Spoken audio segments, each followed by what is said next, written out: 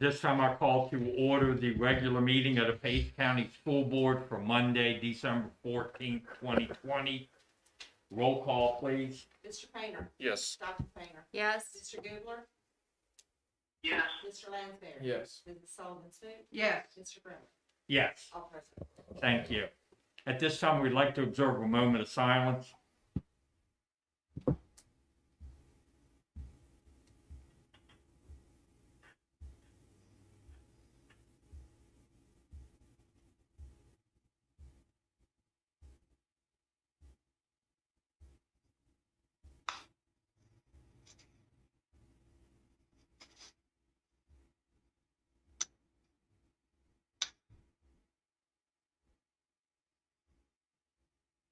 Thank you. I would ask everyone to please join me for the Pledge of Allegiance to the flag. I pledge allegiance to the flag of the United States of America and to the republic for which it stands, one nation, under God, indivisible, with liberty and justice for all. Thank you. Do we have any changes or additions to the agenda? Mr. Chairman, if we may we add 5.03 as informational item, just some operational updates as it pertains to running the school system for the board? Yes. Do we need to vote on that, or we just include it? Thank you.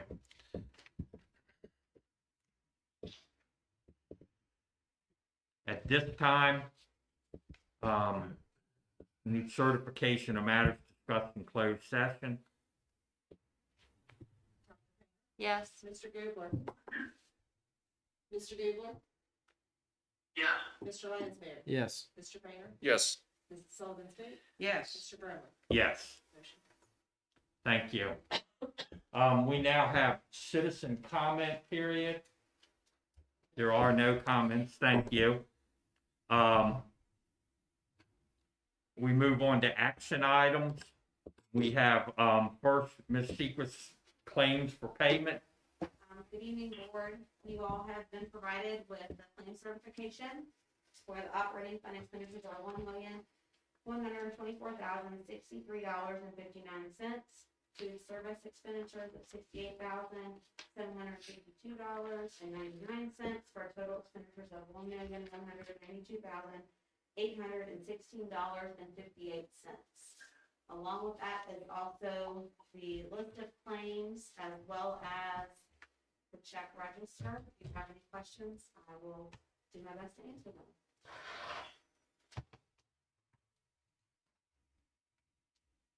Any questions? Do we have a motion to approve the claims for payment? I move that we approve the claim for payment as presented. Second. We have a motion and a second. Is there any discussion? Mr. Goodler. Yes. Mr. Lansbury. Yes. Mr. Painter. Yes. Dr. Painter. Yes. Mrs. Sullivan Smoot. Yes. Mr. Brennan. Yes, Motion passes. thank you. We also have Ms. Sequist purchase orders. Yes, sir. We have one purchase order over $10,000 for your all's consideration this evening.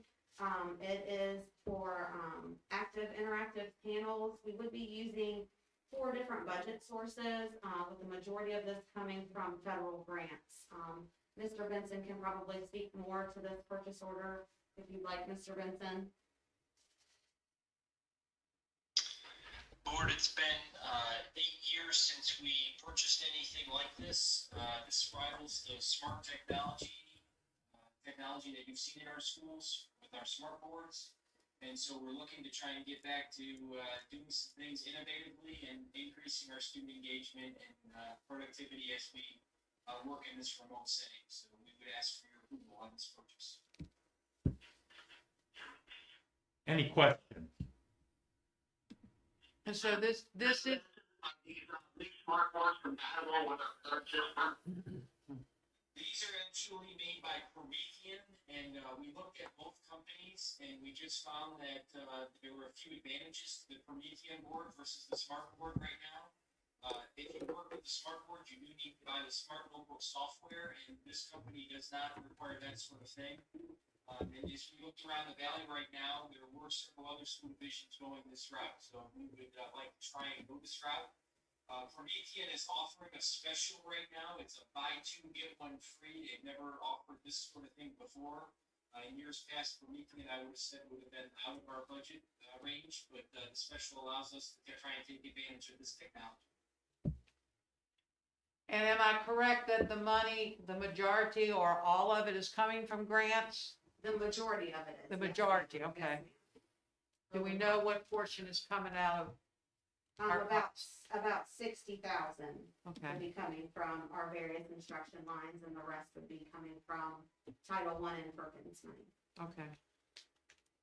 Well, that was a question on the money. So are all the classrooms gonna have the same type technology after this? Or is this gonna, This will purchase 41 boards. 41? And so that's, we don't have anything like this currently in our school system. All of the boards right now that we have require a projector. And, so this is, this is where the technology is increased. And so, all of 41 of these boards, or all 40 of these boards are exactly the same. They're 75-inch, titanium model, which is where we would like to be. So, this will certainly put a pretty good chunk into it, but it won't get everything. okay. So, and you have a plan on how to, I guess, distribute these per school? Is it, I mean, what's the plan with that? Is it a grade that you're focusing in on or per school? Mr. Painter, we've looked at, Promethean offers some professional development and training that will go along with these boards, so we are planning on asking teachers to participate in that. So first off, we're gonna look for some interest. Okay. I would say at this point, since it's been quite a few years since we put anything in our schools like this, we'll also reach out to those teachers that currently have smart boards in their classrooms and ask about them possibly looking for an upgrade. Okay, but that would be after you've tried to find the interest for classrooms? Okay, Yes, sir. okay. And there's no issue on delivery. I know the Chromebooks, we ordered them and we thought we were gonna have them, and of course it's back, but there's no issue with that this time. It's probably not a need for it, is either time sensitive, right? No, the only issue that we have is in order to take advantage of the special, it would have to be an approval this evening. Okay, They're also mobile, Mr. Painter. Oh, they are, So good. We don't like our classrooms being dictated based on where a smart board is found, Mhm. so this is mobile, and it allows us to do small groups and move things around. and what's the attach, is it on a stand? Yes. It's on a stand, And okay. it allows it to go up and down as well. Oh, very so it good. accommodates for teacher height and student height and not being on a fixed wall. Very good. I've seen them in use in different school divisions around the Commonwealth, and they're pretty slick. That's awesome. That's great. Mr. Mayor and school board, we also like to, potentially bring one to a school board meeting and demonstrate and, Yeah. have it at the school board office for our use as well. So we're looking to try and do that. Okay, Sounds good. thank you. Thank you. Do we have a motion to approve the purchase orders over $10,000? I make a motion that we approve the purchase order over 10,000 as presented. Second. Go ahead, Tommy. Okay. We have a motion and a second. Is there any further discussion? If not, Mr. Lansing. Yes. Mr. Painter. Yes. Dr. Painter. Yes. Mr. Goodler. Yes, Mrs. Sullivan Smith. Yes, Mr. Griffin. yes, Motion passes. thank you. And now we have the resolution. This is a little lengthy, so bear with me. Resolution to the Page County Board of Supervisors requesting adjustment of the 2020-2021 school budget for CARES Act set-aside year and federal coronavirus relief funds, CRF. Whereas the CARES Act set-aside gear was signed into law on October 2nd, 2020, and the federal coronavirus relief fund, CRF, was signed into law on October 9th, 2020.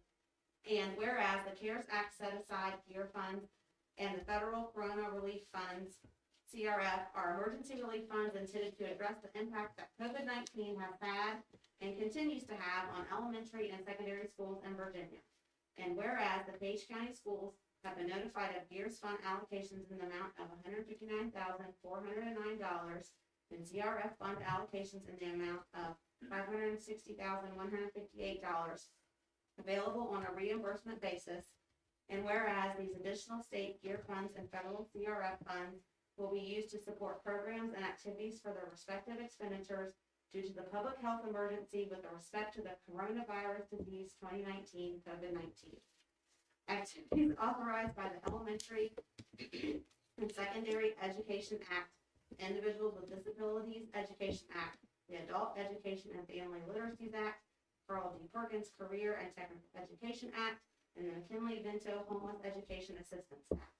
Coordination of the LEA preparedness and response efforts to improve coordination responses with other agencies to prevent, prepare for, and respond to coronavirus, providing principals and other school leaders with the resources necessary to address school needs, activities to address the unique needs of low-income children or students, children with disabilities, English learners, racial and ethnic minorities, students experiencing homelessness, and foster care youth. Developing and implementing procedures and systems to improve LEA preparedness and response efforts.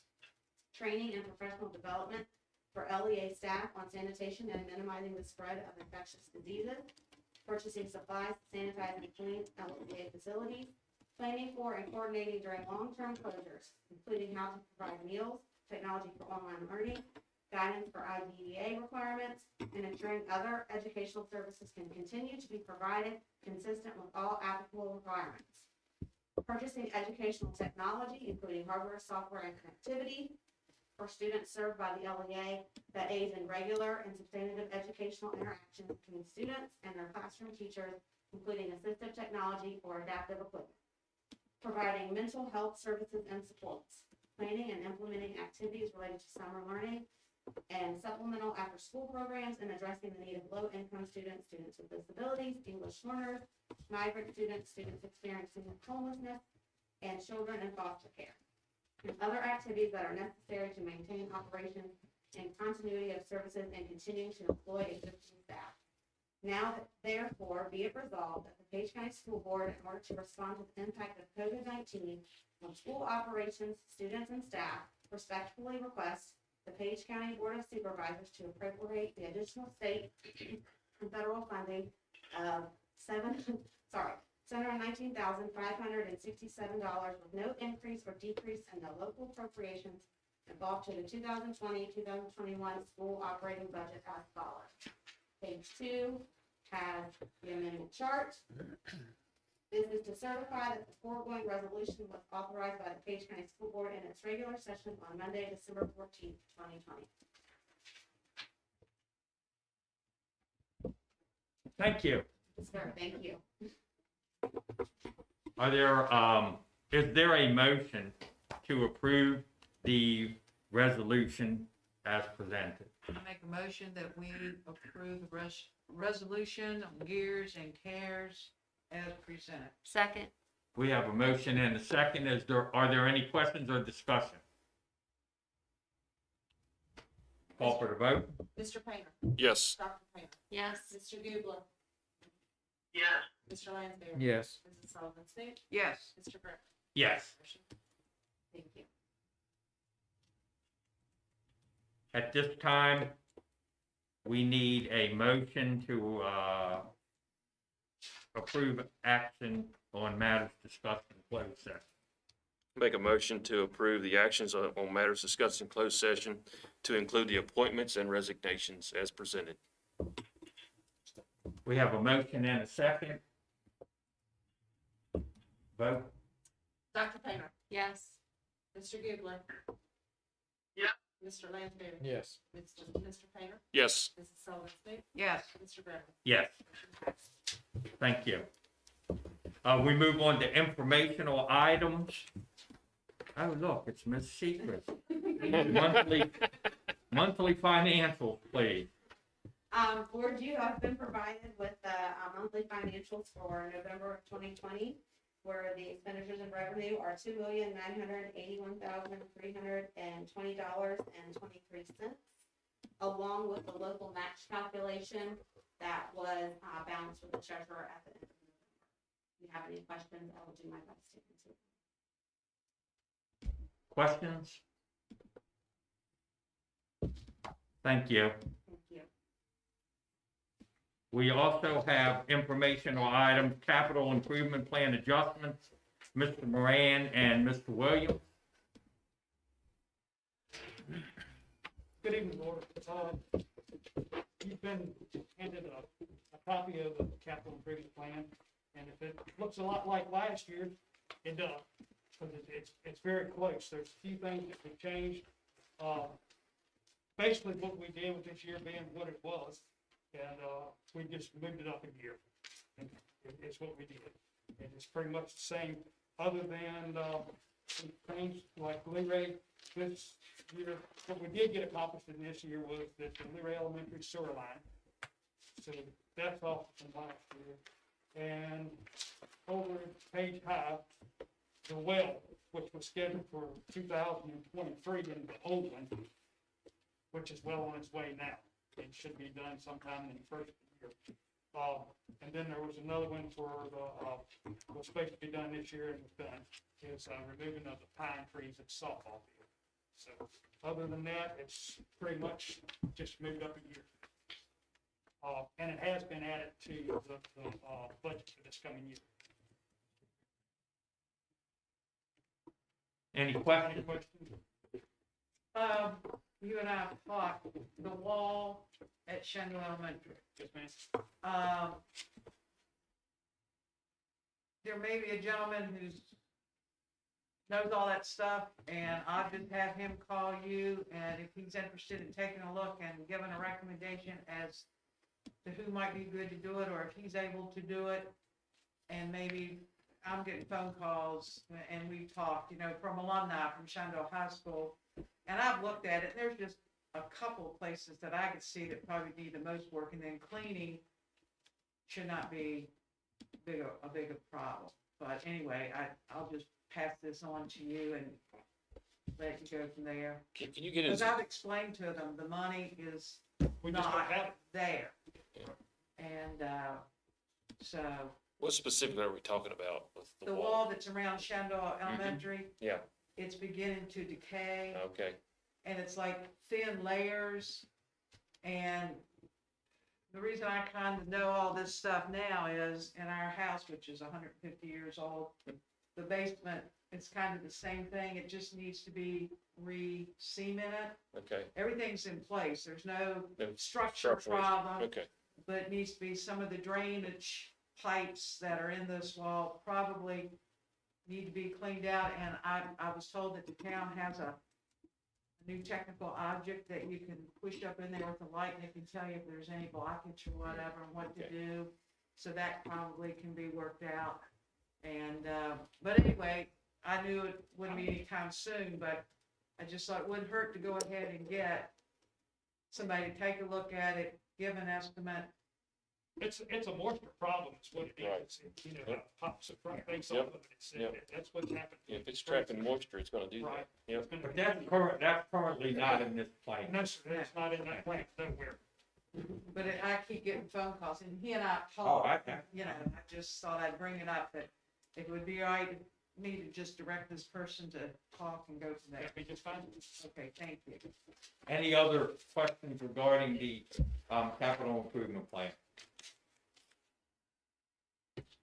Thank you. We also have, under informational items, the added discussion. Yes, we just wanted to make the board aware of a few things. We've heard of some concerns from the board, and we wanted to address them this evening, in open session, so everyone could be aware of it. At this point, we don't know what we're doing on January 4th. We can anticipate to return children, but it really is driven by our metrics. And it's driven by our ability to have a workforce in place. As you know, the reason we had to close down was because of all our staffing shortages. So we're gonna be monitoring it over the next few weeks. And speaking to other superintendents, we're basically all doing the same thing. We're just kind of watch and wait. It's kind of like, we want our community to know that we're open until we can't be. And unfortunately, we won't know till we get closer, because we don't know what people will develop over these next couple of days. Now, on that same token, there is the possibility, if the board so desired, we could continue with full remote for, let's say, the 2 weeks after New Year's in order to allow natural quarantining to happen because of, you know, we don't know where people are gonna be and who they're around for the New Year's. You know, you've had Christmas, but then you have New Year's. And then the end of the first semester is at the end of January. So essentially, we have 3 options we could possibly look at. We could plan to come back on the 4th, depending on the metrics, if everything's in our favor, we have enough workforce available to staff the schools, or some schools, you know, it could be a school-by-school basis. Or we could wait the 2 weeks and let it be a natural quarantine and continue with the full remote, or we could wait till the end of the semester. There's not one perfect scenario. It's just that we're prepared to do whatever. We just want to give our community enough time. There is a side, and speaking with Dr. Green, with whom I have weekly conversations with, vaccines are starting to come out this week at Valley Health for their frontline workers. So it's coming. It's becoming a reality now. It's also a matter of, for our students, it's probably safer for them to be in the buildings instead of out in the community. You know, at least they're kind of quarantined within the buildings with our mitigation strategies that we're asking them. So it really comes down to our workforce abilities. You know, are we able to staff the schools? And so I would just say to our community is, you know, we just have to be ready to pivot at any given time. There are some factors that relate to that. Unfortunately, we've had some children being sent to school that should have stayed home. That's an issue. So in our health plan, originally we had done the daily slips, and then we voted to change it to one overall slip. We're prepared to go back to the daily slip if we feel like that will be that stop and think about it before you send your child to school.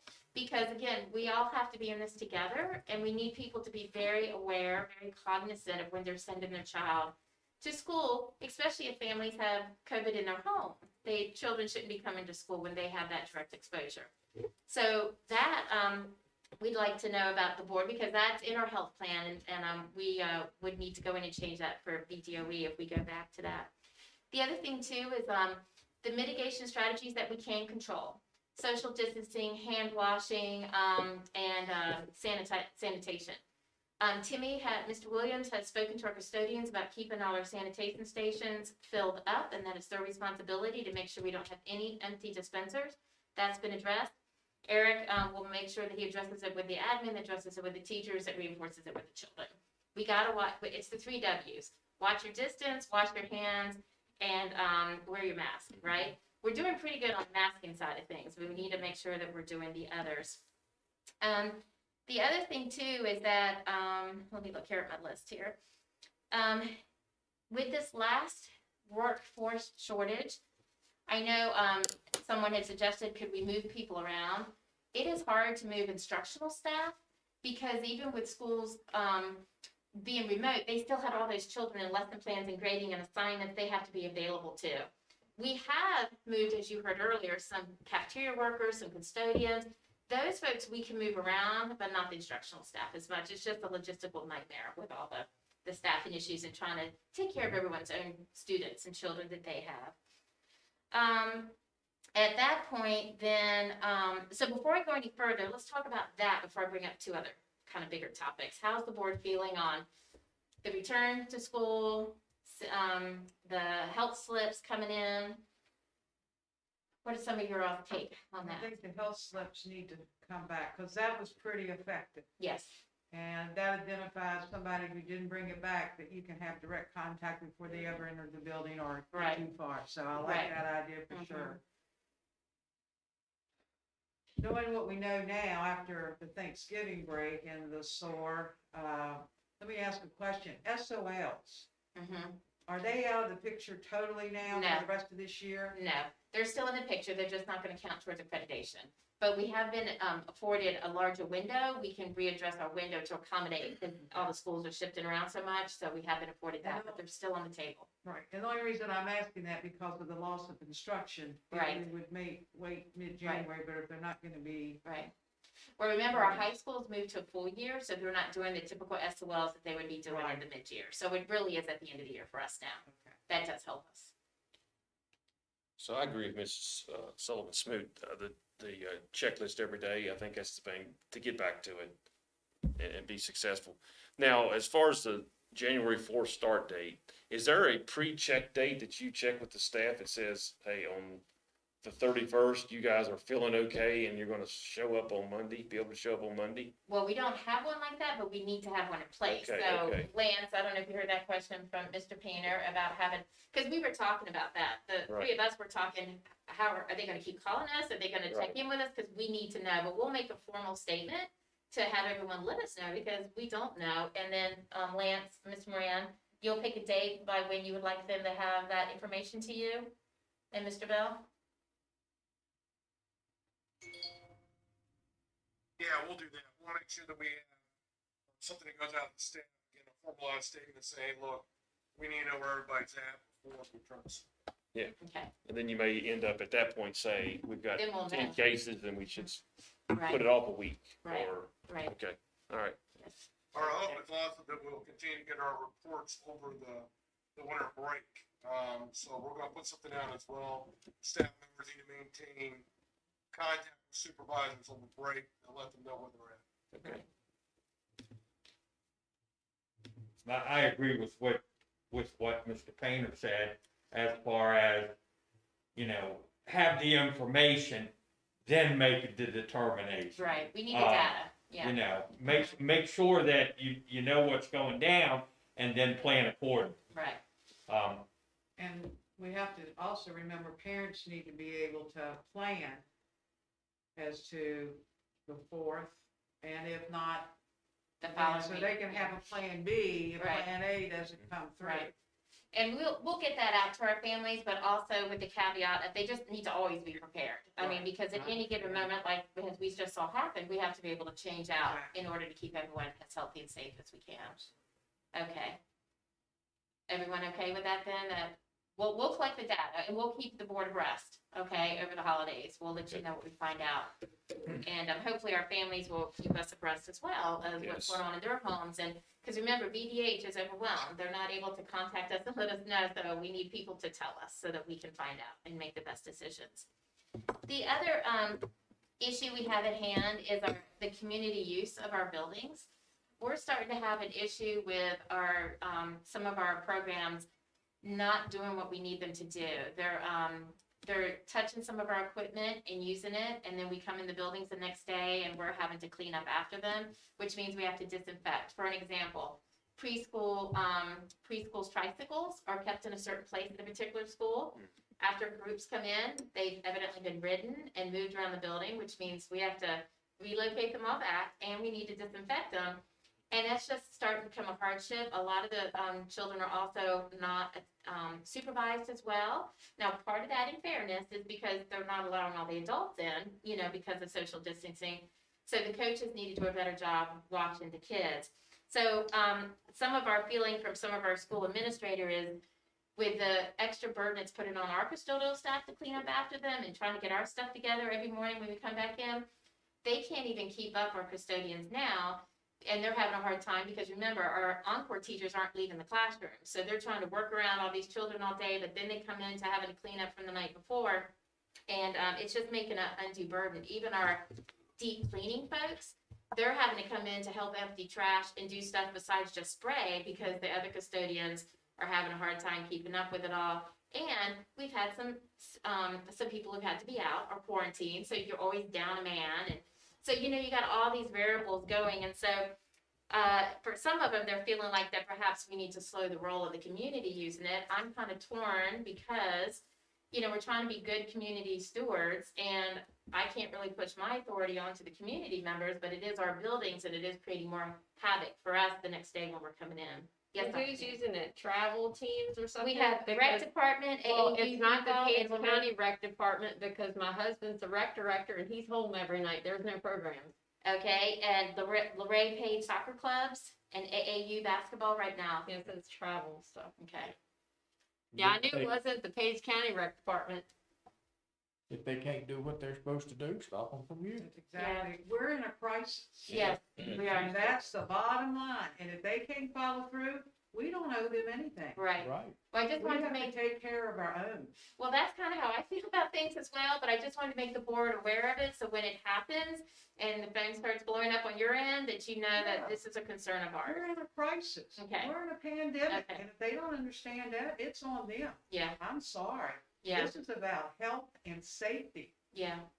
Well, speaking of health and safety, with our athletics, I don't know how much you keep up with the VHSL, but they're just back and forth on everything. I know in our updates, we told you that they said masks would have to be worn. Well, you know, the very next day they changed that, and now it's strongly recommended in competition. So we checked around with all the other superintendents in our Bull Run district, and everyone, you know, just checking what everybody's boards and superintendents are doing. And right now, no one's gonna enforce it because it's not mandated by VHSL, it's strongly recommended. But it will be enforced all the other times, like warm up, sitting on the bench, you know, all that stuff, just not actually on the playing field. And we'll support that until it doesn't work, you know what I'm saying? It's still kind of crazy that we have to be so careful in the classroom, but then all of a sudden playing basketball and wrestling, you can be up on each other and it's okay. So, you know, we're kind of in a quandary on that. The other, yes, I think there's a difference between being in the classroom, that's mandated. yes, Being on an athletic field or being somewhere on a mat, that's by choice, this is true. This is you true. know, so, Yeah, so they I assume the mean- risk.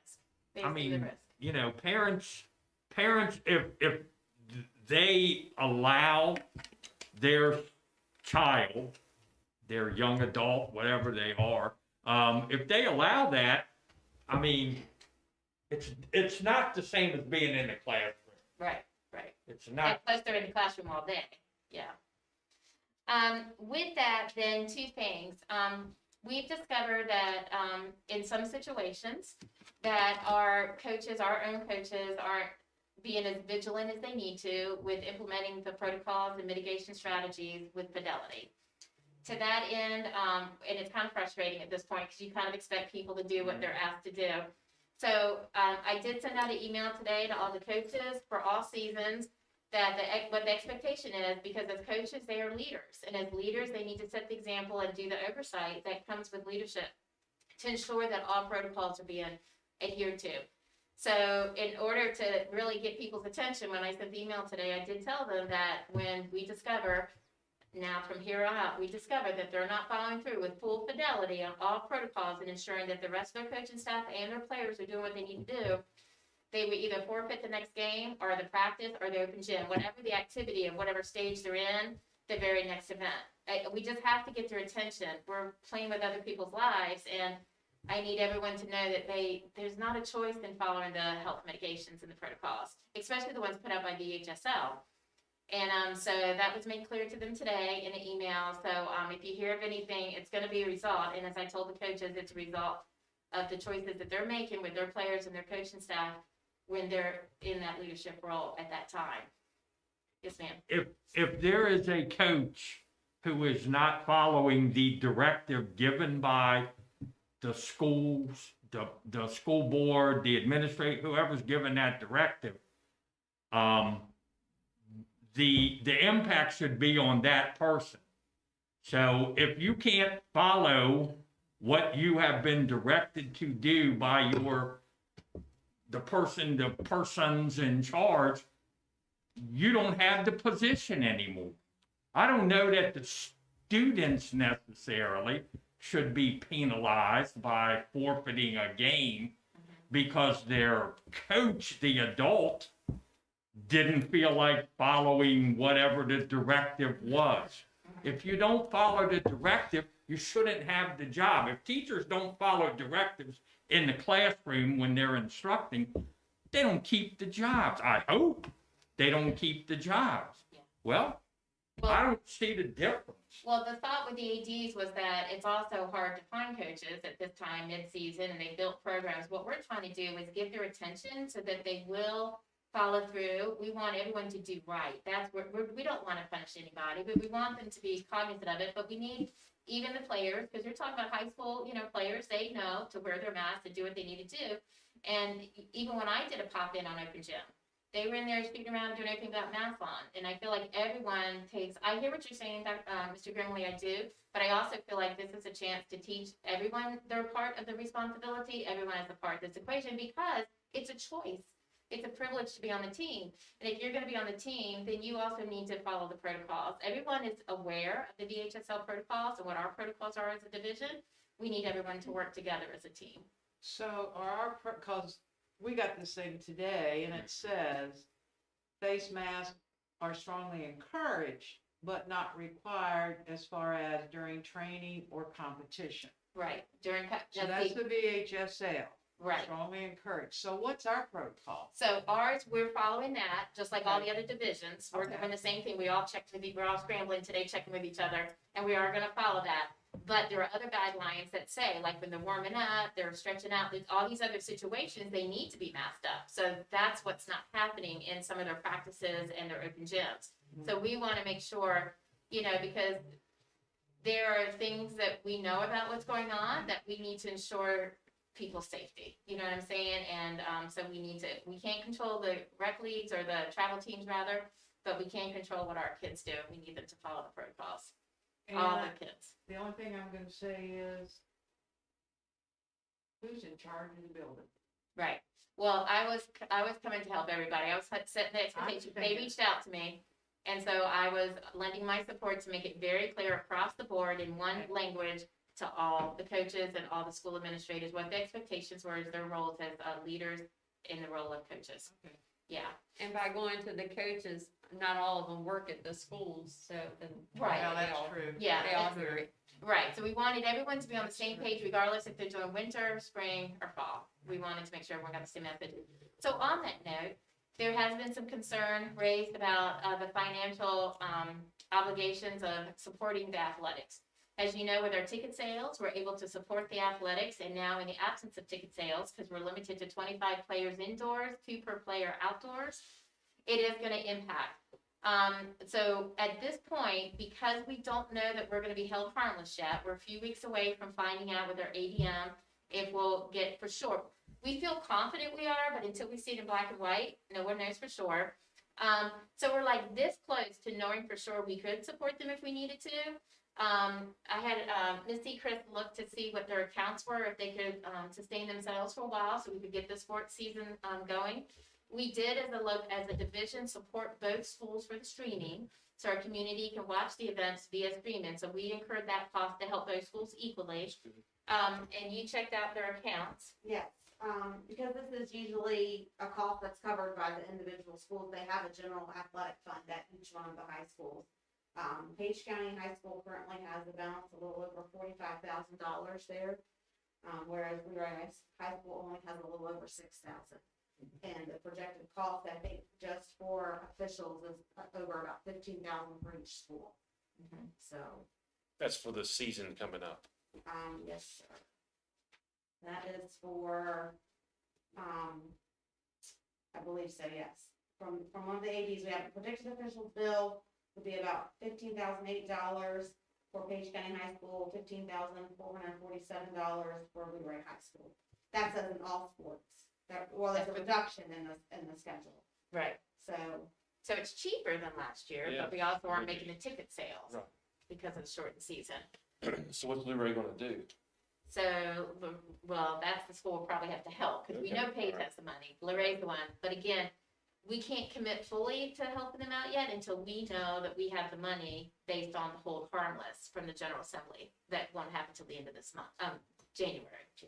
Yeah, so we're this close, but we feel like at this point, we You need get to. started. We do, we just need to get started and let the kids have their season the best that we can have it, knowing that there'll probably be times when games have to be canceled, whatnot, because of quarantining and situations beyond our control. Hopefully not because of our actions on our end, but But there's potential that Page could have their games because they have the funds. And Lou Ray would have to stop once they spend their $6,000 or $7,000. In the- Unless we And we'd have to help them. We'd have to find a way to help them. And with not having a definite revenue, you know, Right. Yeah. outlook, you know, that's a difficult decision to make. Yep. And the Well, state where we could do superintendent, that. yeah, the state superintendent verbally, in his conversations with the governors and that end of the world, is confident that because it's gonna be budget neutral for them, because some school divisions had an increase in ADMs, some had less, that it works out financially for the General Assembly, that they believe very strongly we're gonna be held harmless. But again, until we see it in black and white in the soups memo, we don't know for sure. But we figured, let's roll the dice and go ahead and get started. But we wanted to address that concern because it is a real concern across with all superintendents. We're all faced with the same thing. Revenue generating, how do we do it? So anyway, that's where we are with athletics. So they will be starting here shortly, and we are excited for the kids. We just hope everyone stays safe and have a successful year. But everyone just needs to know, our community needs to know on any given day, things could change. We just need to be ready to pivot. And that's my update, unless you all have specific questions that I didn't address that you would like me to address at this time. Thank you. Thank you. At this time, we move on to board discussion period, opportunity for board members to discuss items of interest. Yes. I would like to, in the beginning of in January, somewhere in January, I would like to request a meeting with the county administrator and/or preferably our county treasurer for the purpose of, my understanding is there's a new finance person now at the Board of Supervisors office. Yes, there is. And for 2 years in a row, we ended up with $0. And I would like to request an independent audit, preferably at the expense of the county. Because we have never heard anything about what has taken place, and I doubt if anybody else has either. However, years ago, we were requested an independent audit at our expense because of something that happened. And I just feel like we need to be 100% crystal clear that in those 2 years, whatever happened to that money, that it wasn't part of the problem that occurred. And so I figure the county administrator and the county treasurer could possibly sit down with us and we explore this or do whatever needs to be done. But we've never heard anything, as probably nobody has. But before we go any further, I think it's a fair request. For the board's knowledge, I did have a discussion with the county administrator for that very topic you're addressing and requesting that that be looked into as well. Good. But we will follow up on that because again, they're now getting their books audited at this time and we have not heard back yet. But we were also asking, and also with the legal authorities, I personally made that request. Okay, That we great. needed that looked into because it's such an anomaly. Having talked with other finance directors, school finance directors and superintendents, it never happens. Well, I was You told never It's have zero. impossible. I was It's told that. impossible. And so I made that very aware to the Yes. county administrator. Nobody's that good. Nobody's that good. As good as we think we are, we're not, nobody's that good because No. you never cut it that close. You never I'm do. sorry, Missy. Nobody. No, and that's true because I talked with other finance directors to be Well, sure that why is this going on in Page? But when that incident happened, I immediately was on the phone with the county administrator and the legal authorities expressing our concerns on our end of I it. think we need to, I would like them to sit down with us. Sure. Let us all say what we need or ask questions or whatever, and then investigation or an audit, whatever you want to call it. When it was requested of us, how did that come forth? Was that something that was requested of the board? Personnel Or? related. It had, the clerk was in this building, but it Okay, didn't take place here. We were clean. okay. But they, But I'm just asking how that request happened. I know They- you the made the county- request. the Board of Supervisors required us Okay, to have an independent audit at our expense. Okay. That was about 8-9 years ago. it's a pretty good point. Yes. But, you know, I would have thought they would have come, but again, I know how things work, so. Yeah, they I have think not- we they need to have- put it on the table Yes. and let's go for it. Yes. We will circle back around. They're almost done the audits though, weren't they, on their That's my end? understanding. Yes. I have been in contact with the new, he's, the budget officer down there. So we're just waiting, but we will follow through because we need answers and I did ask to have answers. Absolutely. So I'll have them come to the board. Okay, great. Great. And then I would like to start this conversation, but I just want to take this time and thank this gentleman Yeah, here you're for here. coming on board, for putting that application in, because I know he said he never even gave it a thought. I'm just so glad that you did, Jim, because you have brought unity, structure, and you kept us in line when we needed to be kept in line, and I'm concerned about that as we go forward. But we will work on it and try to continue, but I can't say thank you enough. Well, thank you. And it's been a pleasure to work with you, and you might still get some phone calls. What would you do? What would Just kidding. Jim do? But I, again, I know I speak for everyone here and everybody chime in, but again, as much as I understand you're jumping up and down, but I sure would, I'm gonna miss you. And I've really enjoyed it, and you brought a lot to the table, and I so appreciate it. Well, thank you. Yeah, I think he should have stayed longer. And thank you, Mr. Grimley, from the superintendent, my cabinet. We've enjoyed working with you and working on the agendas and just having conversation with you when you come in to help guide us. So thank you so much for your leadership this past year. Thank you. I appreciate that. And I'd like to kind of echo what she said, but also, I remember some moments. First off, when it was announced that you got the position, I don't know if you really heard it or not, because you didn't really respond in the meeting. I couldn't hear. But secondly, I remember our last vote to whether we were going to proceed with the school year. And you were the last vote, I believe. And I was just, let's go for it, But you took a big, deep breath and you just kind of reflecting on the gravity of the decision to be made in your vote. And I really appreciated that. And also I've appreciated your sense of humor from time to time, and also being able to keep us in line. It's only about personnel. It's only about personnel. And you've done a great job. And the county owes you a debt of gratitude, and I appreciate it. Thank you. Absolutely.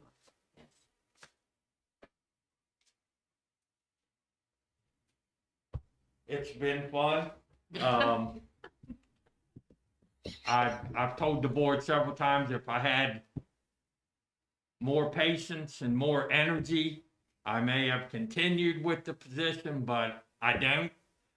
So I think it's time for me to step down. I will offer my assistance in any way I can to the board or any member of the board. If you need anything, please let me know.